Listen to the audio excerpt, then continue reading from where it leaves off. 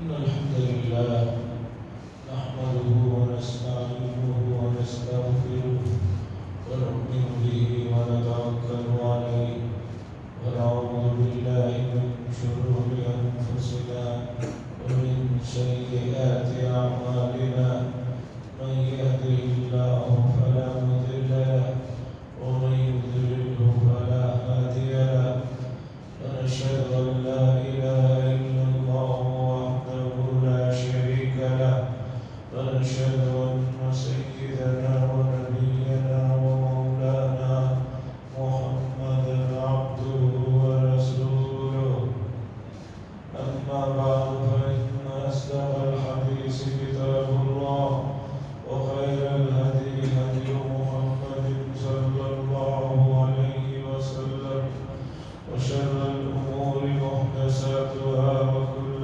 محدثة بدعة وكل بدعة ضلالة وكل ضلالة في النار. قال الله تبارك وتعالى في القرآن المجيد والفرقان الحميد: يا أيها الناس أنتم الفقراء إلى الله والله هو الغني الحميد. وقال صلى الله عليه وسلم: إنما بعثت لأتمم مكارم الأخلاق، أو كما قال صلى الله عليه وسلم. عزیزان محترم، رجب کا مہینہ تیزی سے رخصت ہو رہا ہے. اب زیادہ ایام باقی نہیں رہ گئے. اس کے فوراً بعد شعبان المعظم کا مہینہ جو بڑا محترم ہے اس اعتبار سے کہ رمضان المبارک کے مہینے سے جڑا ہوا ہے، لگا ہوا ہے. اور ہم نے دیکھا بہت سے زمین کے علاقے جو قیمتی ہوتے ان سے جڑے ہوئے بعض غیر قیمتی زمینیں بھی ان سے لگنے کی وجہ سے ان کی قیمت بڑھ جاتی ہے. بھائی فلاں لے ان کے بعد یہ جگہ اس کی کوئی عزت نہیں رہتی، لیکن اس علاقے سے لگنے کی وجہ سے ایسی ہے. گزرے ہوئے زمانوں میں ایک محدث گزرے ہیں، بڑے آدمی تھے، امام بخاری کے بھی استاد ہیں، عبداللہ ابن المبارک. وہ جہاں رہتے تھے ان سے متصل ان کے گھر کو لگا ہوا گھر ایک یہودی کا تھا. یہودی ایک عرصے کے بعد اپنا گھر فروخت کرنا چاہ رہا تھا. اس نے لوگوں نے کہا کہ بھی گھر فروخت کرنا تو جو بھی آتے گھر کی قیمت سن کر چلے جاتے.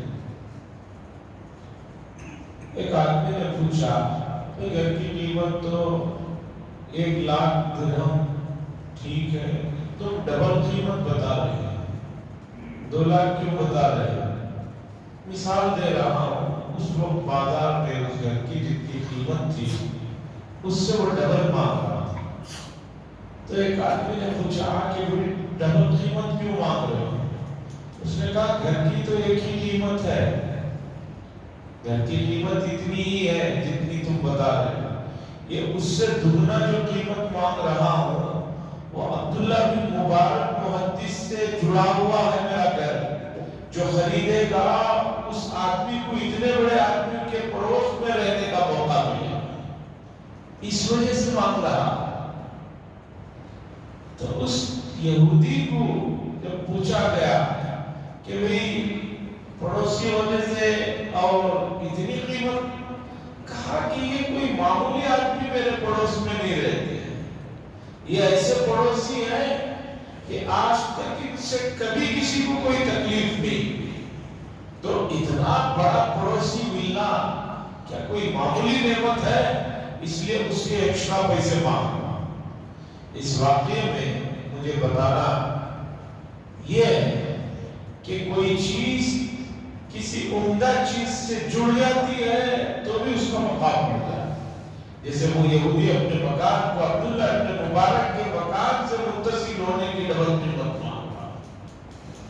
اور دوسرا اندازہ لگائیے کہ یہودی ہونے کے باوجود بھی اس نے کتنی سچ بات کہی کہ یہ ایسے پڑوسی ہیں کہ ان سے کسی کو کوئی تکلیف نہیں۔ تو امت مسلمہ کے اس زمانے کے لوگوں کا بھی حال یہ تھا کہ لوگ جو ہے اپنے تو اپنے دشمن بھی اخلاق سے متاثر ہو جاتے۔ میں نے جو حدیث پڑھی وہ یہی ہے، انما بعثت لأتمم مکارم الاخلاق، کہ اللہ کے نبی صلی اللہ علیہ وسلم نے فرمایا لوگوں اللہ نے مجھے دنیا میں مبعوث ہی اس لیے فرمایا ہے تاکہ میں اخلاقیات کو مکمل کروں۔ اخلاق کے عنوان پر بے شمار کتابیں ہیں، اور ہم لوگ اخلاق کا مفہوم جو سمجھتے ہیں وہ بہت چھوٹا، بلکہ چھوٹے سے بھی چھوٹا مفہوم۔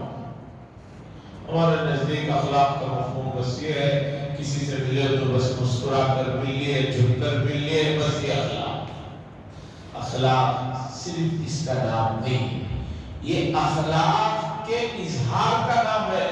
کسی سے مسکرا کر ملنا یہ اخلاق کا اظہار ہو رہا ہے، یہ مکمل اخلاق نہیں ہے۔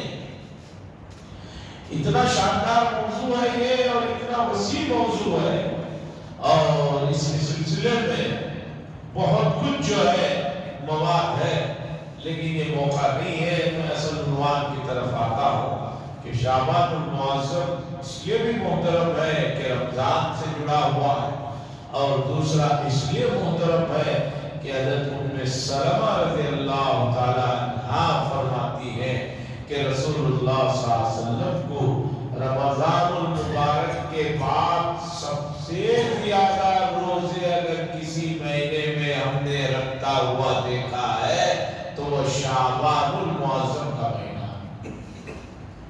کوئی تو بات ہے کہ رسول اللہ صلی اللہ علیہ وسلم سب سے زیادہ روزے، رمضان کے تو ہے پورے، باقی 11 مہینوں میں سب سے زیادہ جو روزے رکھتے تھے وہ شعبان المعظم کے مہینے میں رکھتے تھے۔ تو کچھ تو بات ہے، اس لیے بھی یہ مہینہ محترم ہے۔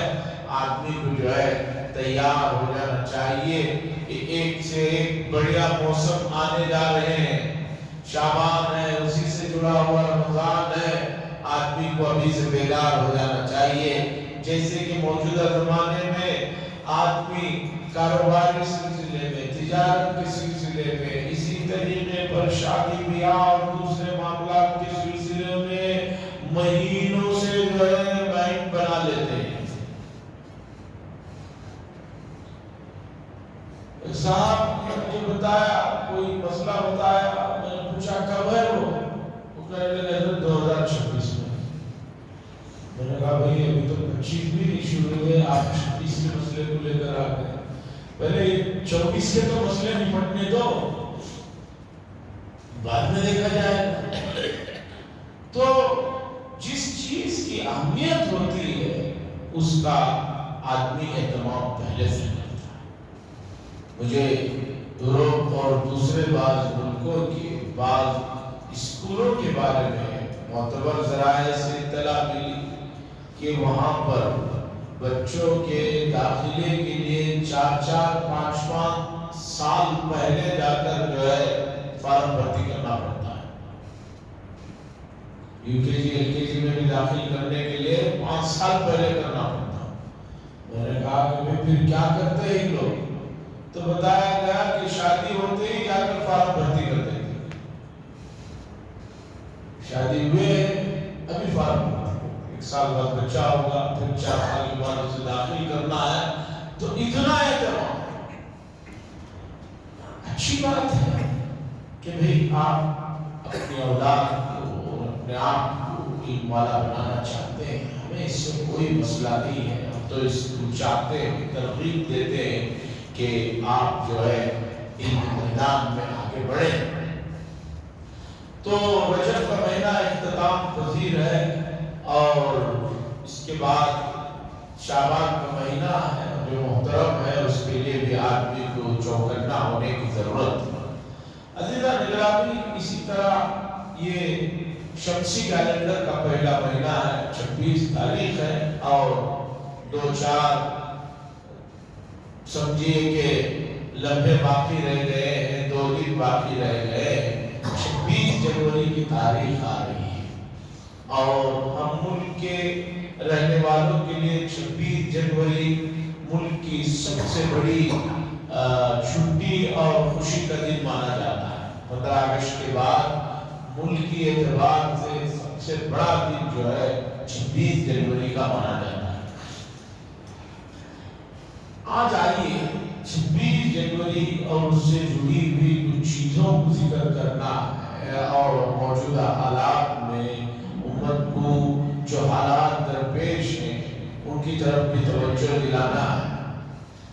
حضرات، جیسے کہ آپ کو معلوم ہے، ملک تو آزاد ہوا 1947 میں، اور آزادی سے پہلے ملک میں جو قوانین تھے وہ قوانین جو ہے انگریزوں کے بنائے ہوئے تھے۔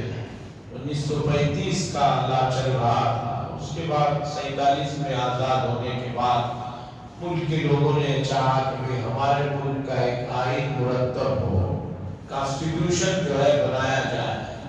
پھر 2 سال سے زائد کے عرصے میں ہمارے ملک کا کانسٹیٹیوشن آئین بنایا گیا، اور یہ مانا جاتا ہے دنیا کا سب سے بڑا آئین ہمارے ملک کا آئین ہے، اس سے بڑا کسی ملک میں نہیں ہے۔ اس لیے بھی کہ ملک میں مختلف قسم کے لوگ رہتے ہیں، مختلف مذاہب ہے، مختلف کلچر ہے، تو ان تمام چیزوں کو دیکھ کر جو ہے سوچ بچار کر ایک بڑی ٹیم 2 سال سے زائد کے عرصے میں اس آئین کو مرتب کیا۔ لیکن آپ جانتے ہیں انسان تو بہرحال بھول چوک اس سے ہوتی رہتی ہے، اور اسی طریقے پر انسان کی عقل عمر کے ساتھ کم و بیش ہوتی رہتی ہے۔ ایسا نہیں کہ ایک آدمی 25 سال میں جس سوچ کا حامل تھا 50 سال میں بھی وہ اسی طرح کی اس کی سوچ ہو، نہیں، 25 سال کے تجربوں میں اس کے اندر کافی تبدیلی آ گیا۔ 25 سال کی عمر میں جو جوش ہے یا جو محبت کا اس کے اندر اثر ہے، کچھ دھوکے ہوتے ہیں، کچھ لوگوں کے ساتھ ایسے واقعات پیش آتے ہیں، 50 کو پہنچتے پہنچتے اس کے دل سے وہ جذبات جو پہلے تھے وہ ختم ہو جاتے ہیں، اور آدمی آخر میں کہتا ہے اس عمر میں کہ میں بہت بڑا بیوقوف ہوں۔ لوگوں سے کہے نہ کہے، خود اپنے آپ سے کہتا ہے۔ میں نے ایسے کئی بڑے لوگوں کو، عمر والے عمر رسیدہ لوگوں کو، جن کو بہت دنیا تجربے کار کہتی ہے، انہوں نے جذبات میں کچھ فیصلے کیے، لیکن عمر کے آخری حصے میں آ کر ان کو پتا چلا کہ میں نے جو فیصلہ کیا وہ انتہائی بیوقوفانہ فیصلہ ہے۔ آج اس نوبت کو میں پہنچا ہوں، اس پریشانی کو پہنچا ہوں، تو اس کی واحد وجہ میرے وہ غلط فیصلے ہیں۔ لوگوں کو میں مشورہ دیتا تھا، لیکن خود میں اپنے لیے کیسا فیصلہ کر بیٹھا، اس طرح کی باتیں کر، خاص طور پر لوگ جذبات میں آ کر موجودہ زمانے میں یہ سوچ کر کہ بھی میرے بعد کیا ہوگا، اپنی جائیداد بچوں میں تقسیم کر دیتے اور اپنے لیے کچھ نہیں رکھتے۔ جن کے پاس جائیداد ہے، میں مثال میں بتا رہا ہوں کا مسئلہ، جن کے پاس کچھ نہیں ہے، روز کمائے کھائے، ان کا تو کوئی مسئلہ نہیں، جائیداد رہتی ہے، زندگی میں بچوں کو تقسیم کر دیتے ہیں، اور یہ سوچتے ہیں کہ جیسے میں اب تندرست ہوں، جیسے مجھے بچے اور بچوں کے بچے چاہ رہے ہیں، ایسے ہی ہمیشہ رہے گا۔ प्रॉपर्टियां तकसीम हो जाती है, बाप अपने पास कुछ नहीं रख लेता, माँ भी कुछ नहीं रख लेती। बाप सोचता है कि भाई मैं किसी घर में रहूंगा, तीनों बेटे क्या रहूंगा, ये बेटे क्या रहूंगा। तकसीम होने के बाद अब जब अपने पास कुछ नहीं रहता तो मोहब्बत अचानक कम होना शुरू हो जाती है। इल्ला माशाअल्लाह कुछ घराने ऐसे हैं, कुछ बच्चों की तरबियत ही माँ बाप ने ऐसी की है कि वो उस दर्जे के लोग बहुत कम हैं, उनके तो मसाइल आते नहीं, जो आते हैं तो वो बता। अब अचानक बाप बीमार हो जाता है और मौजूदा जमाने में आप जानते हैं कि बीमारियां इतनी नई नई आ रही हैं और हर बीमारी के आने के बाद अस्पतालों में आदमी जाने के बाद तो समझिए वहां से निकल कर आ जाए, यही बहुत बड़ी बात है। वो बीमार ना भी हो तो समझिए उसे बीमार बना के छोड़ देते। मुझे एक साहब मिले जो कैंसर से जुड़े हुए आदमी थे, उन्होंने बड़ी अजीब बात बताई। कहा कि कैंसर के मरीज को हम चाहते ही नहीं कि वो मुकम्मल खत्म हो जाए, इसलिए कि अगर वो खत्म हो गया तो फिर वो बड़ी बड़ी बिलें हमें नहीं देगा, इसलिए हम चाहते हैं कि थोड़ा बहुत जरासीम उसके अंदर ही मौजूद है। तो अजीजा ने गिरामी, इंसान की अकल का ये आलम है। 20 साल बाद पता चलता है कि मैं जिसे दोस्त समझ रहा था वो मेरा आस्तीन का जो है दुश्मन निकला, सांप निकला। अब आप सोचिए, मुल्क का आईन दस्तूर बनाया गया 75 साल पहले, अमली तौर पर 1950 में जो है डिसाइड किया गया कि वे आज से उनका कानून ये होगा। 75 साल पहले इस तरह का माहौल, इस तरह की नफरतें और इस तरह का माहौल नहीं था मुल्क में, बल्कि 25-30 साल पहले भी आप देखिए ऐसा माहौल नहीं था। लेकिन गुज़िश्ता चंद सालों में जिस तेजी के साथ माहौल बिगड़ रहा है, ये भी ज़हन में रखिए। अब आईन को बनाया गया, लेकिन इंसानों ने बनाया है, उसमें कमी पेशी तो होती रहती है। उसके बाद अब तक 75 सालों में कई चीजें उसमें तरमीम की गई, इजाफा किया गया। इंसानों की बनाई हुई चीजों का यही आलम है। एक इमारत आदमी समझता है कि मैंने मुकम्मल बना दिया है, लेकिन 36 सालों के बाद पता चलता है कि इसमें ये कमी है, इसमें यहाँ ये होना चाहिए, वो होना चाहिए। दुनिया की बेमिसाल तामीरात में दिल्ली की जामे मस्जिद कहलाती है। दिल्ली की जामे मस्जिद जो है वो एक शाहकार है, लेकिन अब जमाना गुजरने के बाद एहसास हो रहा है क्योंकि अब बिजली आ गई है, अब चिरागों का जमाना नहीं रहा और ठंडक पहुंचाने के लिए पंखों का जमाना आ गया है। तो अब उसमें वहां से वो चीज खींच कर लाना, ये लाना, उससे पता चलता है कि भाई यहाँ अगर इस तरह हो जाता, यहाँ ये हो जाता, यहाँ एक चीज क्या हो जाता तो काम बन जाता। तो पता चला कोई भी चीज जो है जमाना गुजरने के साथ साथ जो है उसके अंदर जो है नए जमाने को संभालने वाली पूरी ताकतें नहीं होती। साथ तामीरी काम से जुड़े हुए बताया कि मौजूदा जमाने में इमारत मुकम्मल तभी मानी जाएगी जब उसके अंदर पार्किंग का माकूल इंतजाम हो और बोरवेल, पानी का बोरवेल हो, तभी जाकर माना जाएगा। इसलिए कि अब सिर्फ सरकारी पानी से काम चलने वाला नहीं है, और किसी जमाने में ये कोई मसला नहीं था, आज ये मसला। दूसरी बात उन्होंने बताई कि अब बगैर जो है लिफ्ट के कोई मसला नहीं है। उसके बाद उन्होंने बताया कि वेस्टर्न टॉयलेटों को लोग बुरी निगाह से देखते थे, वेस्टर्न टॉयलेटों को देखकर यूं करते थे, अच्छा इसमें तो हमें नहीं जाना जाता। मुझे इसका तजुर्बा बहुत हुआ, मक्के में जो बिहारी आते वो जून वेस्टर्न देख के हंगामा करते कि हमें ऐसा कमरा दो जहां इंडियन। लेकिन आज 20 साल के अंदर यह हो गया है कि कोई भी आदमी घर देख रहा है तो उसमें पहले पूछ रहा है कि वेस्टर्न है या नहीं।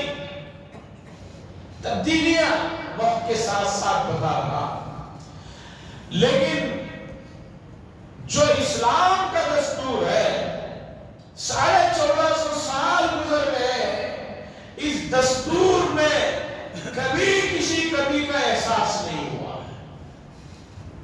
1450 سال گزر گئے، عبادت کا جو طریقہ رسول اللہ صلی اللہ علیہ وسلم نے نماز پڑھ کر دکھایا ہے اور اس میں جو کچھ پڑھا ہے اور جس طرح کے ارکان کو ادا کیا ہے، 1450 سال گزر گئے، کوئی یہ نہیں کہہ سکتا کہ بھئی نماز کو جو اس طرح پڑھ رہے ہیں ایسا نہیں، ایسا ہونا چاہیے یا اس سے بہتر ہے۔ کوئی آدمی اس سے بہتر چیز نہیں پیش کرتا۔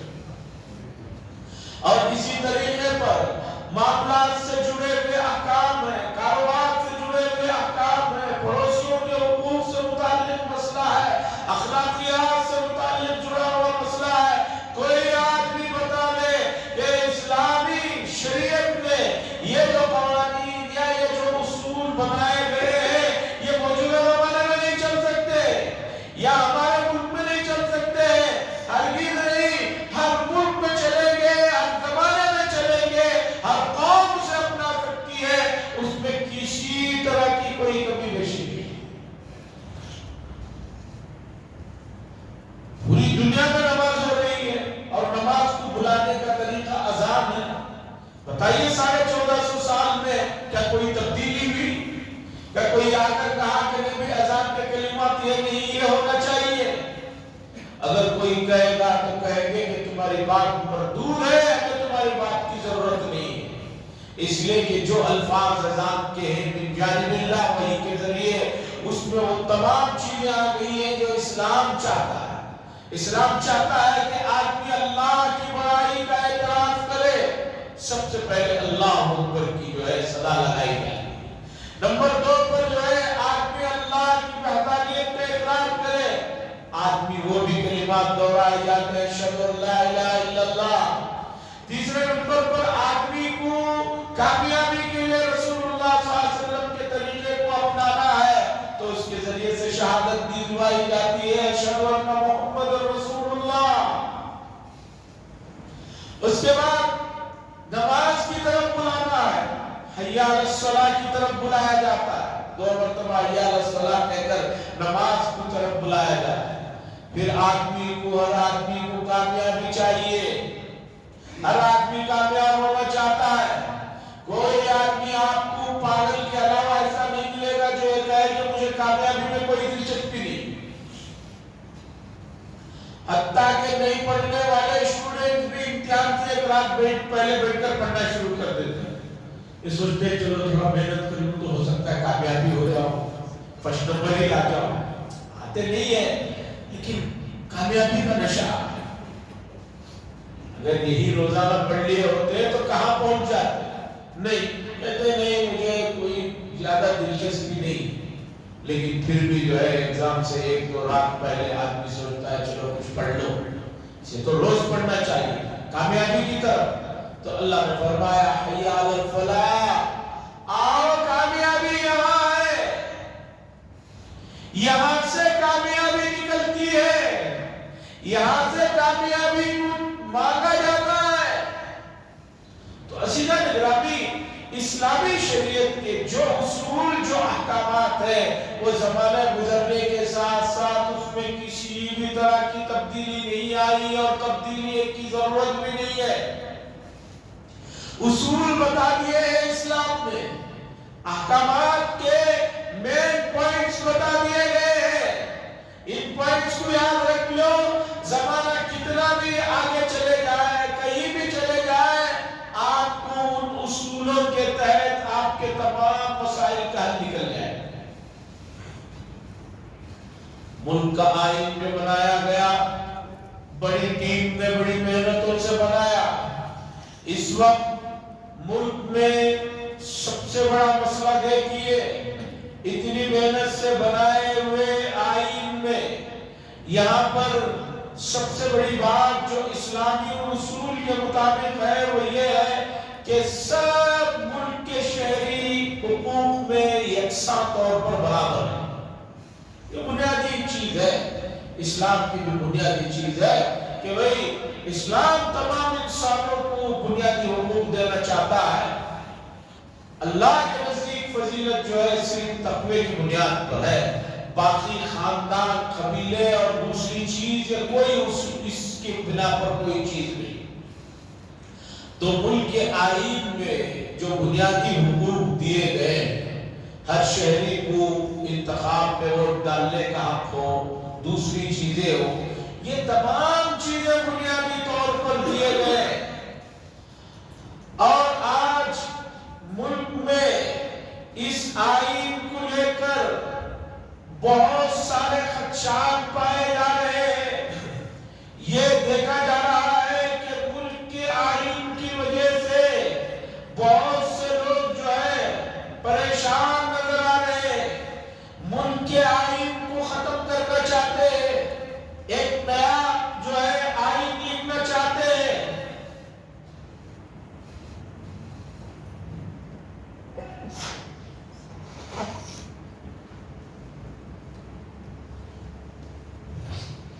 نیا کانسٹیٹیوشن بنانے کے پیچھے لگے ہوئے ہیں، کہہ رہے ہیں کہ اس کانسٹیٹیوشن سے بڑے ہمیں دقت ہے۔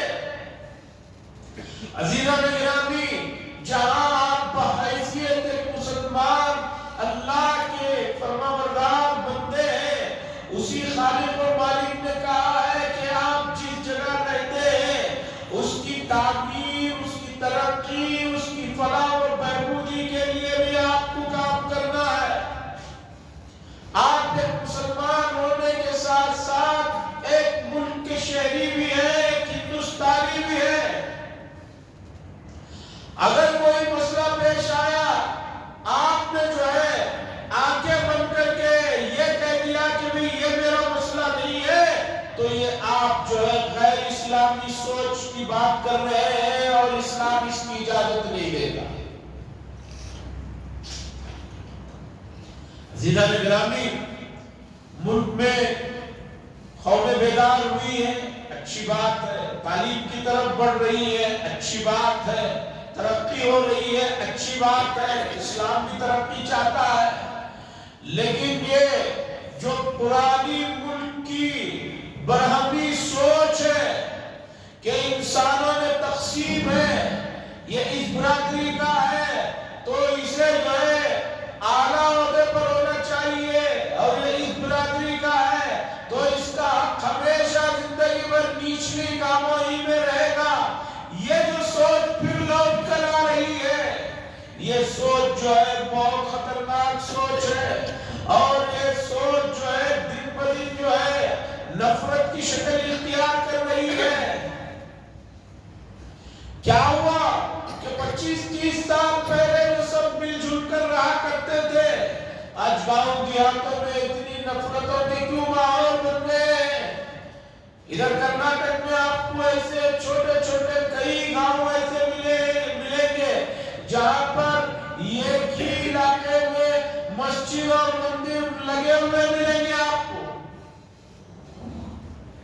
درمیان میں پتلی سی دیوار ہے یا ایک ہی دیوار ہے، ادھر مسجد ہے ادھر مندر ہے، کسی کو کسی سے کوئی مسئلہ 100-150 سالوں سے نہیں تھا۔ انگریزوں نے بڑی کوشش کی تھی نفرت کے ماحول کو ڈالنے تھے چھوٹے گاؤں میں، لیکن کامیاب نہیں ہو سکے تھے۔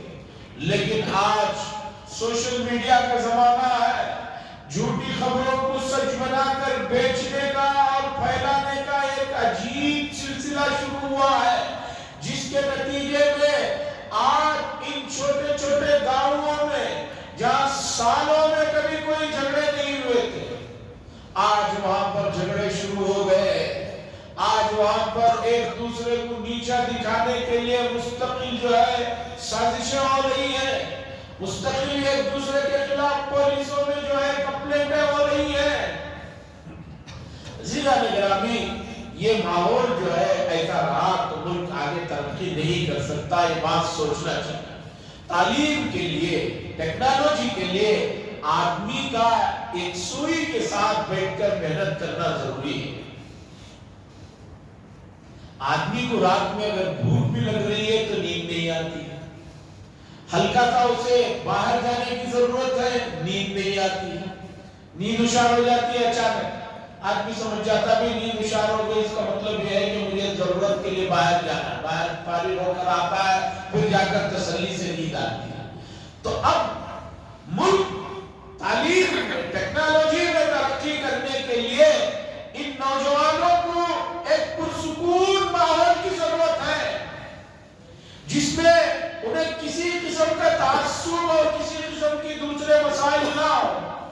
اسکولوں میں یونیفارم کیوں پہنایا جاتا ہے؟ بچپن میں یہ کہا جاتا ہے تاکہ بچوں میں چھوٹے بڑے کا احساس نہ رہے، امیر غریب کا احساس نہ رہے، اس لیے یہ ڈسپلن کے لیے پہنایا جاتا ہے۔ پھر جب بچے کالج کی اس میں پہنچ جاتے ہیں، ذہن ان کا بالغ ہو چکا ہوتا ہے، تو اب وہاں پر یونیفارم کپڑوں کا ختم کر دیا جاتا ہے، اس لیے کہ اب کوئی مسئلہ نہیں ہے۔ اب بچوں کے ذہن میں بات آ چکی ہے کہ دنیا میں کوئی امیر ہے، کوئی غریب ہے، کوئی پیسے والا ہے، کوئی بھکاری، اب ہمیں اس کی ضرورت ہے۔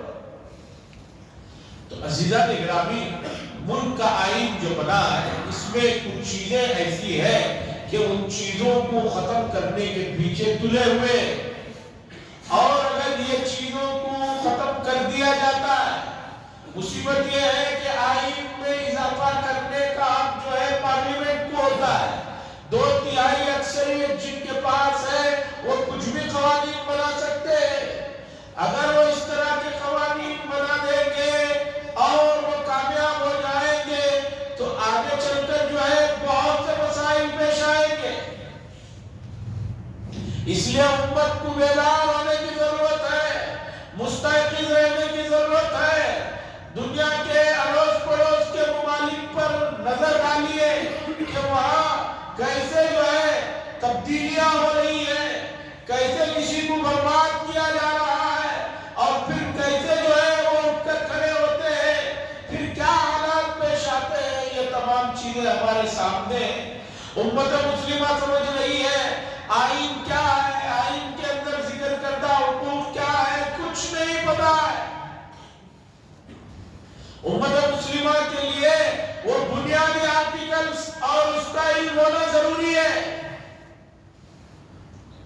کہ جن کی وجہ سے کبھی کوئی مسئلہ آئے تو جو ہے سینہ تان کر بات کر سکے۔ جو نہیں پڑھے لکھے ہیں ان کی تو کوئی بات نہیں، تعلیم یافتہ لوگوں کے لیے بھی مسائل۔ عزیزان گرامی، ابھی ایک ورکشاپ فقہی سیمینار میں جانے کا موقع ملا تو وہاں پر قانون سے جڑی ہوئی کچھ معلومات کے لیے قانون دان حضرات آئے۔ انہوں نے کہا کہ امت مسلمہ کا بڑا مسئلہ یہ ہے کہ پولیس اگر بلاتی ہے یا پولیس اسٹیشن جانا پڑتا ہے تو کام جاتے ہیں، ڈر جاتے ہیں، حالانکہ پولیس کو ایسا اختیار نہیں دیا گیا ہے کہ وہ کسی معاملے میں جب تک اس آدمی پر ایسی سزا نہ نافذ ہوتی ہو جس کا 7 سال قید کرنے کی سزا ہو تو گرفتار کرنے کا حق نہیں ہے۔ اس لیے کبھی کوئی بلایا تو فوراً جانا چاہیے، ایک آدمی ساتھ میں جا کر بات کرنا چاہیے۔ بہت سے ایسی دفعات کا علم ہوا جو نہیں معلوم تھا۔